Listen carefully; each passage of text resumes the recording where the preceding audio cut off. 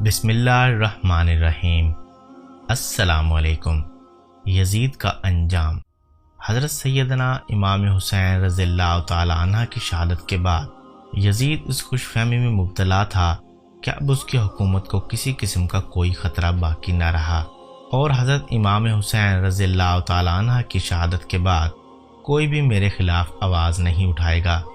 لیکن جب حضور پاک صلی اللہ علیہ وآلہ وسلم کی بیٹیاں قید ہو کر کوفہ و شام کے بازاروں سے گزری تو ان کے خطبے سنتے سنتے لوگوں کے مردہ ضمیر جاگ اٹھے، اور یوں یزید کے خلاف بغاوت پیدا ہو گئی۔ ہر کوئی یہ سوچنے لگا یہ خاندان اللہ تعالیٰ کے رسول صلی اللہ علیہ وآلہ وسلم کا خاندان ہے، جس نے ان کے ساتھ ظلم کیا اس کو بادشاہ کہنا بھی بڑا گناہ ہوگا، اور یوں مدینہ والوں نے یزید کی بیعت سے انکار کر دیا۔ یزید نے مدینہ والوں پر حملہ کیا۔ تاریخ میں لکھا ہے کہ یزید نے مدینہ پر حملہ کیا، اور 3 دن تک یزید کی فوج مسجد میں گھوڑوں کو باندھ کر اصحابہ رسول کے ساتھ بے حرمتی کرتے رہے، اور یوں مکہ سے بھی یزید کے خلاف بغاوت پڑنے لگی۔ یزید نے خانہ کعبہ پر حملہ کیا اور خانہ کعبہ کو آگ لگا دی۔ اس واقعہ کو واقعہ ہرا کے نام سے آج بھی جانا جاتا ہے۔ اب ہر کوئی یزید پر لعنت کرتا تھا، اور جب یزید کسی کو اپنے خلاف دیکھتا تھا اسے قتل کروا دیتا تھا، لیکن اللہ تعالیٰ کی عدالت انصاف کرتی ہے۔ واقعہ کربلا کے کچھ ہی دن بعد یزید ایک ہلاکت خیز اور موذی مرض میں مبتلا ہو گیا۔ پیٹ کے درد اور آنتوں کے زخموں کی تکلیف کی وجہ سے وہ ایک پل تڑپتا رہتا تھا۔ اس کی آنتیں جلتی رہتی تھی۔ وہاں کے حکیم پریشان ہو گئے تھے کہ یہ کیسی بدترین بیماری ہے کہ تمہارا پیٹ اندر سے ختم ہو رہا ہے۔ یزید کو شدید پیاس لگتی تھی، مگر جب وہ پانی پیتا تھا تو وہی پانی اس کے پیٹ کو جلاتا تھا۔ اس کے محل کے لوگ یزید کی یہ حالت دیکھ کر کہتے تھے کہ اس کی حالت حسین ابن علی رضی اللہ تعالیٰ عنہ کو پیاسا رکھنے کی بدولت ہے۔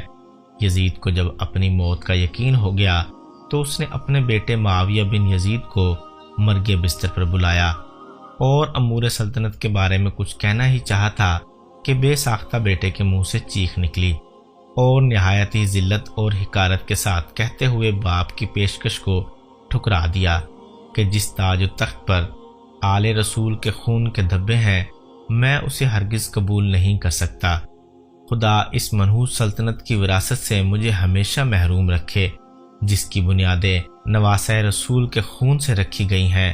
موت سے کچھ دن پہلے یزید کی آنتیں سڑ گئی اور اس میں کیڑے پڑ گئے۔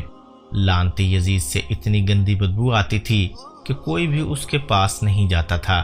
بہت قیمتی اور نایاب قسم کے عطر بھی لگائے جاتے تھے، مگر پھر بھی اس کے جسم سے بدبو نہیں جاتی تھی۔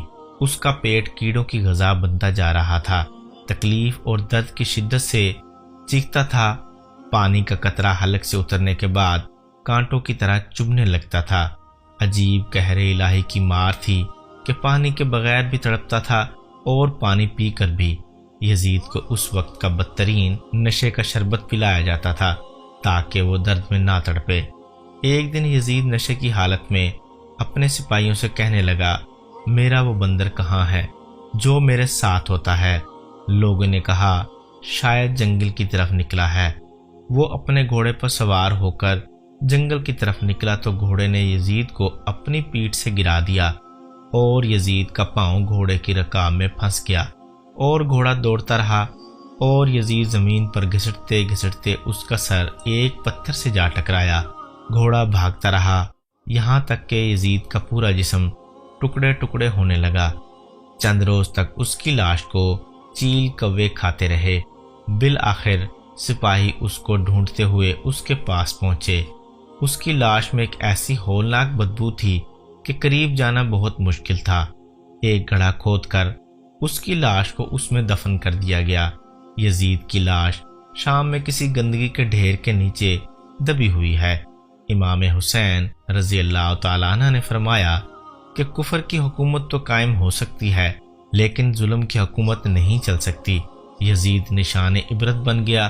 اس زمین پر جو بھی ظلم کرے گا اللہ تعالیٰ اس کو اس دنیا میں مٹا کر آنے والی نسلوں کے لیے اس کو نشان عبرت بنا دے گا۔